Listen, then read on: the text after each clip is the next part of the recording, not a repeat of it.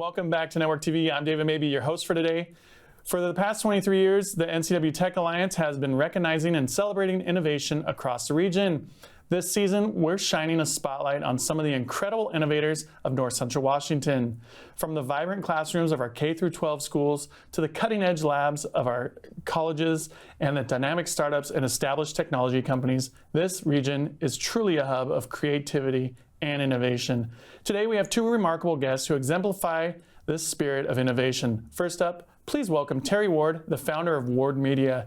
Terry and his team have made significant strides in leveraging technology to enhance access to local news and information, ensuring that our communities remain informed and connected. Ward Media's innovative approach is transforming the landscape of local journalism in North Central Washington, making news more engaging and accessible through their advanced digital platforms. Next, we're excited to welcome Dr. Nayak, co-founder and CEO of Coltrane. Dr. Nayak has dedicated himself to transforming rural healthcare with Coltrane in a free HIPAA-compliant mobile clinic collaboration platform.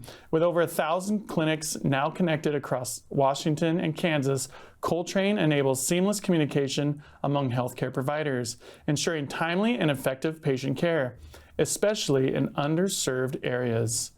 Dr. Nayak's visionary work in telemedicine, which began well before the pandemic, has already made a profound impact on patients in rural Washington. He's tirelessly building relationships and addressing the urgent challenges of accessing advanced care, making a real difference in our communities. Both Terry and Dr. Nayak are not only innovators, but also inspiring leaders dedicated to enhancing the quality of life for all of us here in North Central Washington. Join us as we dive deeper into their stories and explore how their work is shaping the future of our region. Stay tuned, we'll be right back on Network TV.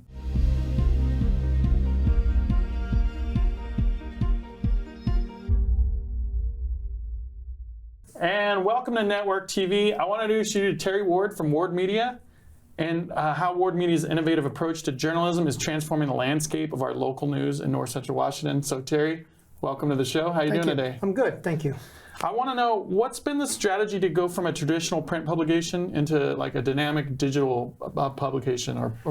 Yeah, so when we acquired these newspapers, they're traditional print, and we identified pretty quick that in order for them to survive long term, we needed to make sure we were going to transform them on the digital side. So first thing we did is really did an evaluation of kind of what our platforms were. And we invested a lot, and in February we launched a mobile responsive site, 6 sites, including a new one to the community called ncw.news. And when we launched that, it was the idea of all of these communities that we serve are connected together. And so our unofficial tagline is connecting communities together, because what goes on in Chelan, people in Leavenworth are interested in it. What goes on in Kashmir, of course, Leavenworth and Kashmir are so close together that that news kind of goes back and forth between those communities. And then we incorporated some Wenatchee and East Wenatchee and some over in Grant County as well in that mix, all the way up into Okanogan County, to try to give it a nice feel for the entire community. So that strategy really involved making sure news was accessible to everybody. Because right now, if you have a paywall up on your news site and things like that, there's a lot of folks that, even if it's $45 a year, can't afford it, but they need to know what's going on in their communities. And so we've really focused a lot on the business side of news. We focused a lot on nonprofits and trying to let people know what's going on in their communities. And the digital platform has been a great asset for that, because it gets that information out there pretty quick. People can share it. They can let other people know what's going on. And so how do you make up for some of those lost revenues that you'd get from like a newspaper subscription or somebody subscribing to that dollar or the yearly fee? Yeah, because of the increase in our traffic, we make it up on the advertising side, right? Okay. Businesses, they find value in reaching those folks. And between that and our morning brief newsletter that we launched as part of this to kind of put it in their inbox every morning at 6 a.m. so people know what's going on in their local community, we find our businesses are looking forward to advertising, so that, for us, it monetizes the work that we're doing. For the consumer, it allows them to have access to local news and not have to pay for that. We still have paid subscriptions online, and we still have paid subscriptions on our print product, but a lot of the community are really enjoying getting that without having to hit that paywall, and you see the headline and not be able to read it.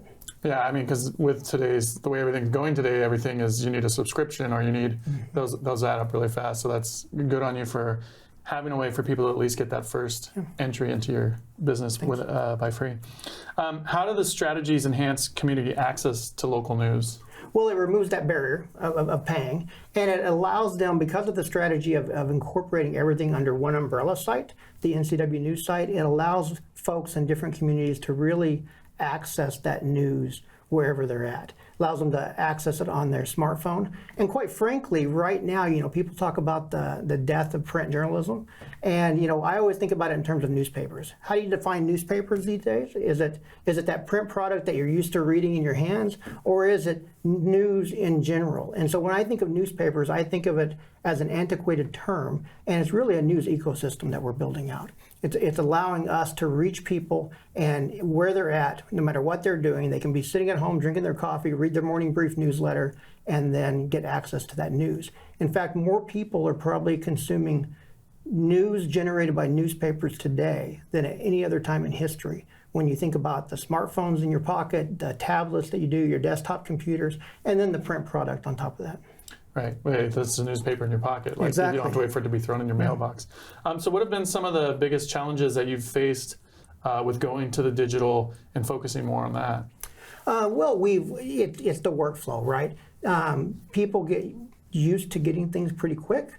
We try to stay out of that echo chamber that you see on Facebook. We do some Facebook postings, we do some other things there. But what we find is when you build your platform on somebody else's territory, like Facebook or Twitter X, whatever it's called these days, people tend to share that information, they weigh in on it, but really only about 11% of your followers see the news because of the algorithms. And when they can change the algorithms on a regular basis, it kind of affects that. So our approach has really been on the email newsletter, folks signing up for that, and really kind of driving that. The biggest hurdle that we've ran into is people knowing who we are, right?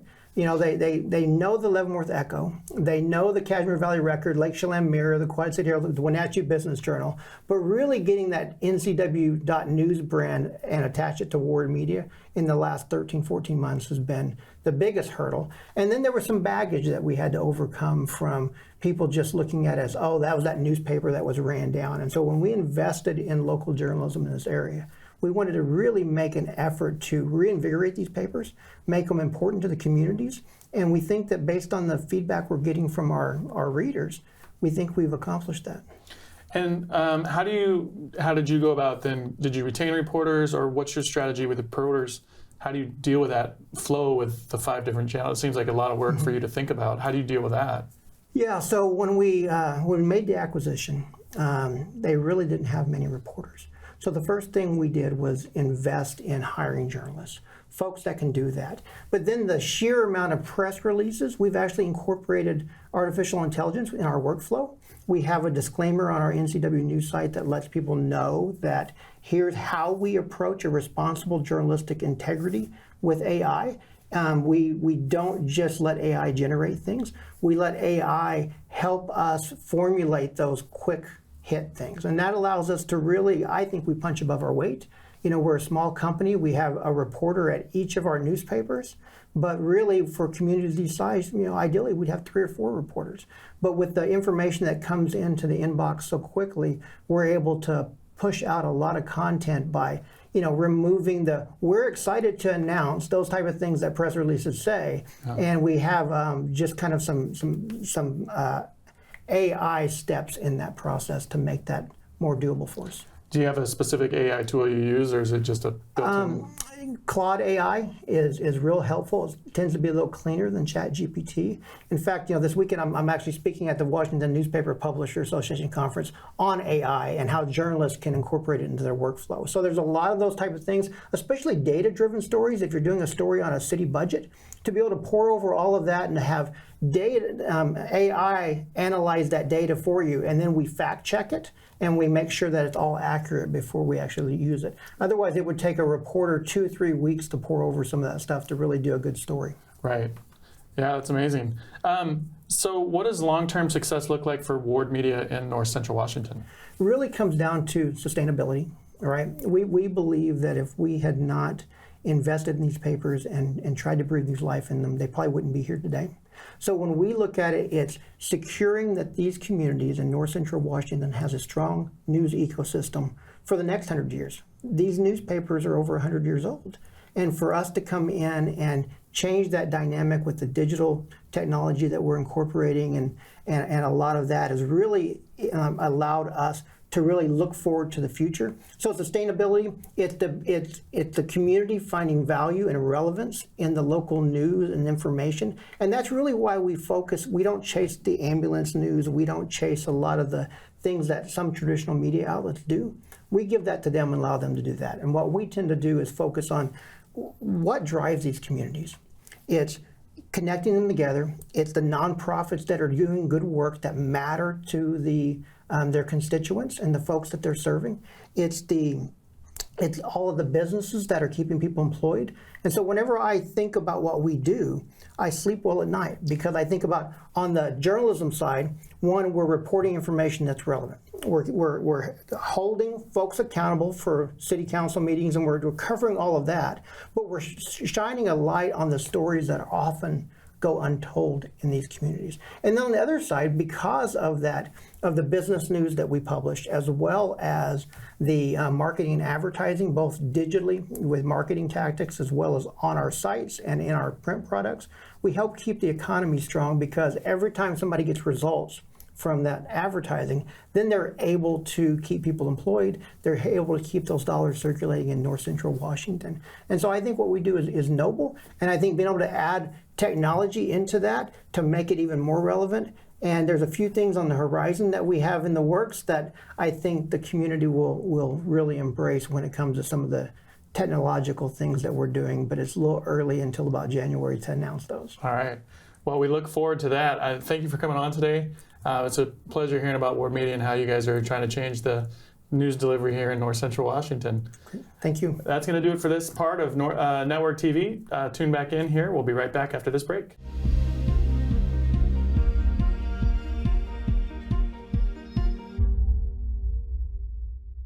Welcome back to Network TV. I'm happy to introduce you to Dr. Gautam Nayak, one of the visionaries behind Coltrane, whose goal is to encourage simplicity and eliminate redundancy in the healthcare industry. How are you doing today? Great. Thanks for having me. Yeah, thank you for being on. I want to know, what was the inspiration for Coltrane?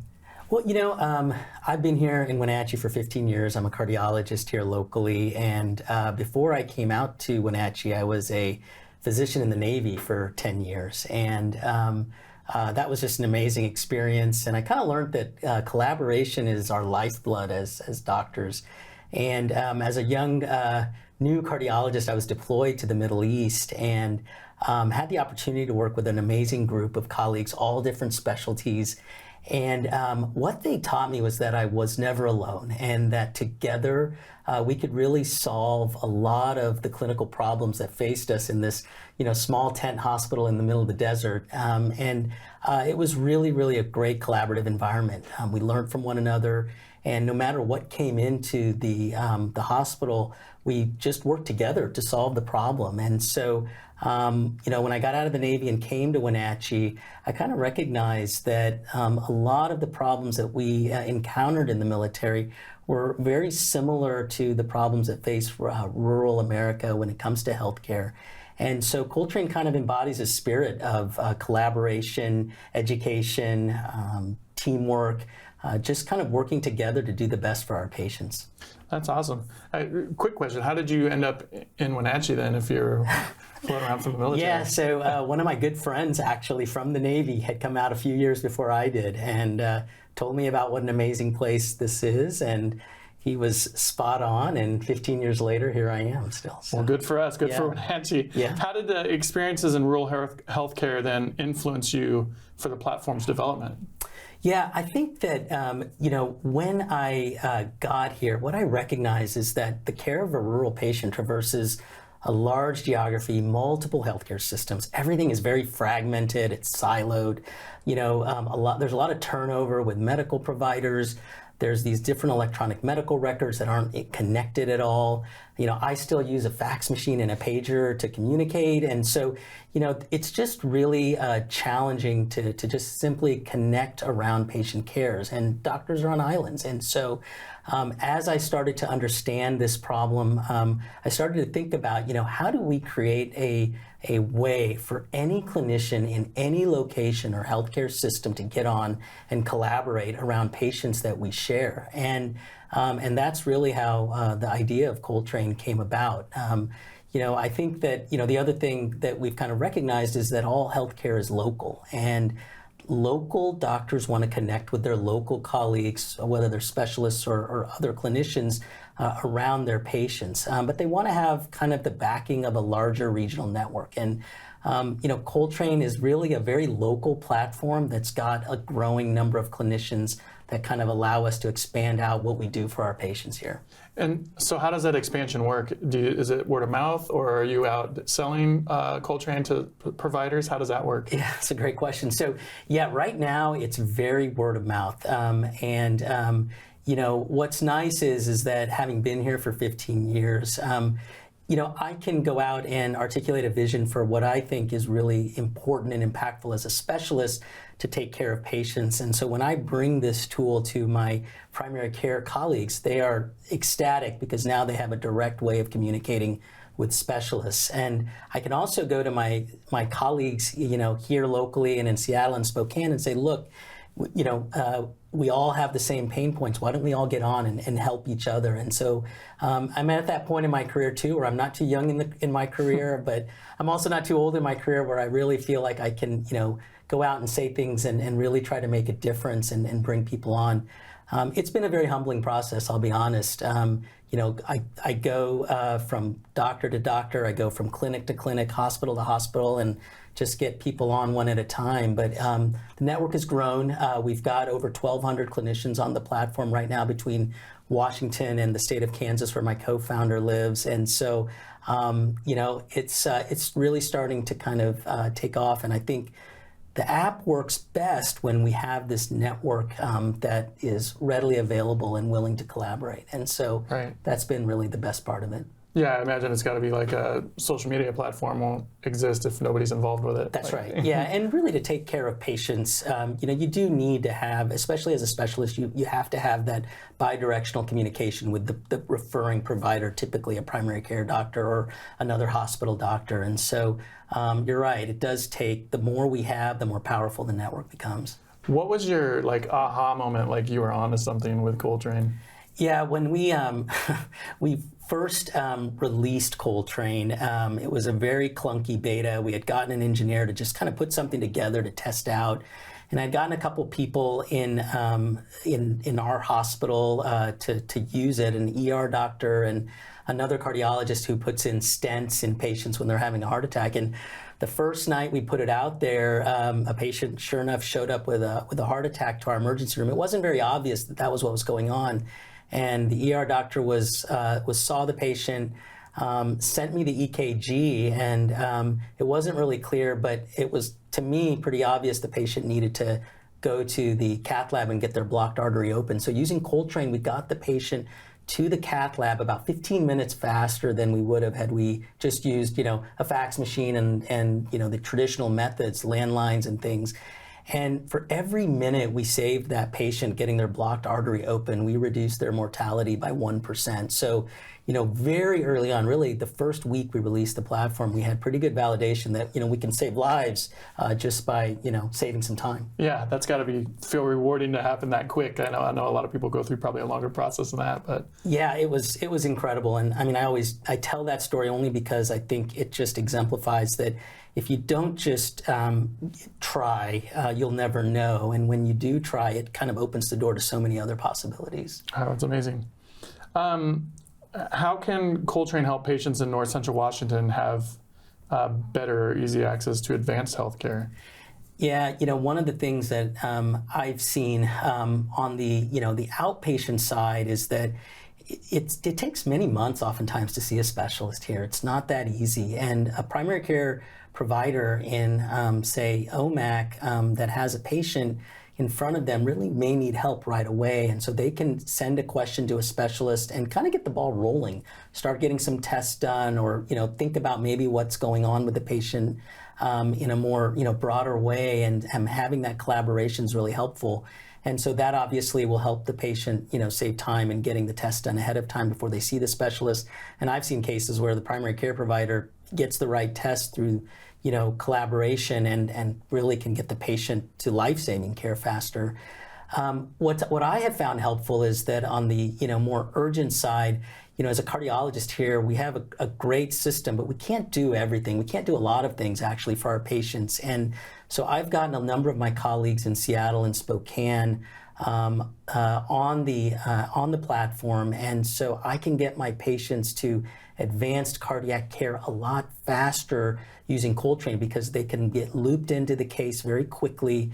They're looking at everything without any redundancy. I'm not making 20 phone calls and spending hours on the phone trying to get the patient to something that we can't do here in Wenatchee. It's taking literally, seconds to minutes. And that opens up so many doors for our patients because now, when you are part of this kind of regional network where you can get specialists around the state involved in your patient's care, the patient does better. And, I think everybody would want that either for themselves or their family members. They'd want to have the ability for all the doctors to be on the same page quickly. Yeah, for sure. It's amazing. So we got about a minute left here. What would be like ultimate success for you with Coltrane? Have you thought about that? Like, what would success look like for you with Coltrane? Yeah, I think I would want it to be the common collaboration platform for all clinicians in the state of Washington, and then of course beyond. I think if we can make it work in Washington, we can really make a big difference for patients everywhere. I really feel like this is one of the most important things I've done as a doctor, and I feel like it's made such a big difference for so many people, whether it's other doctors or the patients that we're taking care of. And so having one common collaboration platform that we can all use to connect around patient care, I think it's going to improve outcomes for our rural patients, and I think it's going to improve outcomes for patients everywhere. I think it'll reduce a lot of the issues facing healthcare right now with providers and the shortages of clinicians. And I'm really hopeful that people see it that way and can really help us continue to allow it to grow. Awesome. Well, thank you, Dr. Gautam Nayak, for the the education on Coltrane, and I'd love to see some success in the future with that and bringing all that together, the collaboration. That's going to do it for this episode of Network TV. Thank you for joining us, and make sure to tune in next week.